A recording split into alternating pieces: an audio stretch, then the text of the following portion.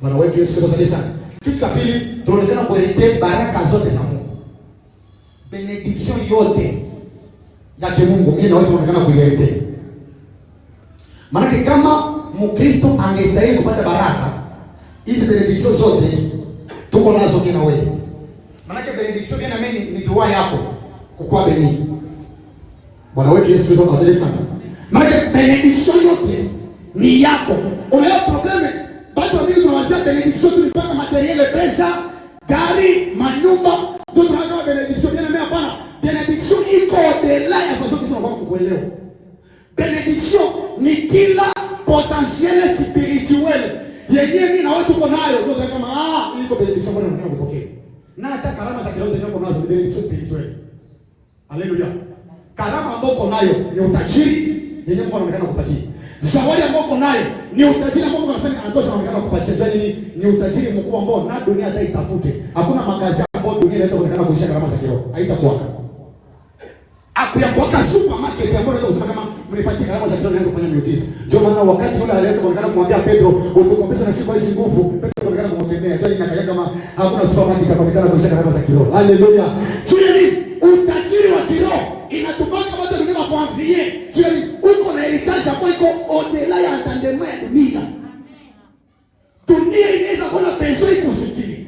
Dunia inaweza kuwa pesa isikiri yenyewe Mungu ametenda ni yako. Tueni basi kuko elimu na heritage ambayo unataka kuelekeza kwa Mungu. Ndio mimi usicheze na heritage ya Mungu. Haleluya. Na usidharau hapana kama tayo samani. Kuko wengi ambao wanaweza kama ile heritage hizo wanataka kuifanya. Haleluya. Na wakona kama ile heritage haina samani. Lakini wewe shikilia yako. Shikilia yako na mikono mbili. Sio ni heritage gani ambayo mtakatifu anataka kukupatia. Ni confiance gani ambayo anataka kukwambia? Ni huduma gani? Developer ile huduma. Kuko kitu chochote unataka kufanya pale mbele ya maisha yako. Haleluya. 22 kila ministeri yote ambayo Mungu anataka kupatia mtu inakuwaka juu ya avantage yako na wanataka kurudisha Mungu tukufu. Ndio kazi ya ministeri. Sasa elimu yote, baraka zote tunataka kuzielekea. Zaidi ya mali tunataka kuelekea ahadi zote. Promises zote ambazo ziko ndani ya Biblia ni yako. Ndani ya Yesu Kristo. Haleluya. Acha nikwambie, tunapokea promise kutoka kwa Mungu ndani ya jina la Yesu Kristo kupitia Roho Mtakatifu. Maana kusudi promise yote yenyewe Mungu anaonekana kuiongea ipate kwa yako. Kitu cha kwanza unapaswa kuwa ndani ya Yesu Kristo na kumwamini. Sasa kupitia Roho Mtakatifu anaonekana kuelezekana na kuipalpea mikono yako. Ahadi zote zenye ziko ndani ya Biblia iko yako. Kama kwa ahadi ya uzima maelfu hapa duniani na mbinguni usema milele, hii haiko ahadi ya mapagani, ni ahadi ya Kristo. Kama akisema kama baraka zote zinazoonekana kutembelea haiko ya mapagani na ya Kristo. Ndio kila kitu kiko ndani ya watakatifu. Jua nini? Basi kinahusu watakatifu. Na mtakatifu ni wewe ambaye uko atashe mwa hii agano ya milele. Jina la Bwana Yesu kabisa. Asema ahadi zote za Mungu tuko baelite. Na pointi ya mwisho umekana kuzungumza nini? Asema na uzima wote wa Mungu kama vile Isaka anaonekana kwa. Maana kitu gani na uzima? Tunaonekana kuelekea kwa Mungu. Hakuna mtu mwenye na uzima wake. Na sasa mimi napenda sana kuonekana kumeditate sile plan uzima. Na kwa kuangalia kulikuwa period moja hivi zina leo bosa. Ile period ambayo nilikuwa naonekana kugonjwa ngoja inaonekana kutenda zambi, nilikuwa naonekana kufanya hivi nataka njoo ilikuwa period ambayo inaonekana kuuzisha uzima ambao Mungu alinisaliwaka nao. Sasa hii siku tena naonekana kukitana na uzima wangu, naanza kuhusu na uzima wa Adamu Mungu anaonekana kunipatia. Niongeze niseme kuko mtu mwenye alipozaliwa alikuwa kufikia kipindi kimoja magonjwa sana. Kile kipindi cha magonjwa kile unaona kama siwezi toka hapa. Mungu tu ndio anaweza kunitosha hapa. Ndio kulikuwa limite ya uzima yatokea ulizaliwa hapa mpaka pale. Uzima ambao unaweza kuishi haiko tena wako, basi wako ushakaishi. Unaanza kuonekana kuishi uzima wa mpya wa apre magonjwa. Basi Mungu ndio anaonekana kuongezea siku za kuishi. Niseme kwa mfano, Papa Daniel iko naishi aishi tena uzima watu wa right wa haki yake. Anaanza kuonekana kuishi uzima wa kuongezewa. Hata aishi setata kuko uzima ambao unaonekana wenyewe unaonekana kuongezewa kwa maisha yake. Yaani mitango yafika pale hawezi kujua kama kuko kitu kenye Mungu ameshaonekana kufanya katika maisha yake ya wokovu. Unapaswa kama kuko uzima ambao unaonekana kuelekea kutoka kwa Mungu. Isaka alionekana kufere kila kitu chote kutoka kwa Mungu na ule urithi akaukamata na samani. Yeye nimefurahia Mungu pale gani Ibrahim alifanya. Alikamata bale bote benye balipasha kuonekana kusumbua hitaji ya Abraham, akawasukuma mbali. Kwa nini? Porque Isaka apate kwa ile hitaji mzuri. Yeye mimi kitu kenye Mungu amekitia katika moyo wako kusudi upate ukielekea vizuri vizuri. Anakamataka maadui wote wanaonekana kusumia na ubaki. Kusudi akuache libre. Kusudi ujikute bila problem.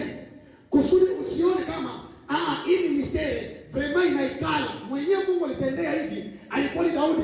Wakati Daudi alipoonekana kwanza ufalme, alipigana miaka ya mingi. Ikafika kipindi kile kinasema kama Mungu akampatia Daudi raha ufalme wake. Juu ya nini? Basi Mungu alimwambia Daudi, hebu unashapigana vita, maraba sasa hapa anaweza uikana sasa ufanye nini? Ukule. Maadui wako wote nishafanyisha onekana kuwao. Daudi ilibidi aanze kuonekana sasa kula matunda ya hitaji. Ndio sasa kwenye akili ilimfikia ikasema hivi sasa na Israeli sasa kumtendea Mungu. Juu ya nini? Basi maisha yake, huduma yake ilikuwa ikichukua sana stability. Kuko emo mara pale mbele yenyewe utajikuta vi yako yote itakuwa na stability. Haitatokana na kitu yote unataka kufanya maeforo, itatokana na moma yenyewe ilikuwa etabli ya hitaji katika maisha yako. Kuko watu ambao project ministeri yao iendelee, ilibidi wapigane sana. Sasa unapigana sana. Ni kipindi cha unapigania project ministeri yako ipate kwa etabli, sasa itakuwa etabli. Utajikuta unakuwa na stability moja mzuri. Na katika business yako utaona kama una stability. Hiyo ni Mungu anakupatia muda wa kama ile kazi yako kufanya nini? Iko na stability. Unaanza kula matunda ya kazi. Daudi akafika kipindi kenye akaanza kula matunda ya yeye kwa sababu mfalme. Mwa ile karanta akasimamisha bakia nyumba ya mzuri ya Evi wakati nyumba ya Mungu. Ndio akaanza kuwaza ataonekana kumtegea. Juu ya nini? Basi kwa ile wakati Daudi alikuwa deshaje na stability ya ufalme. Vile vile tunataka kuangalia Sulemani.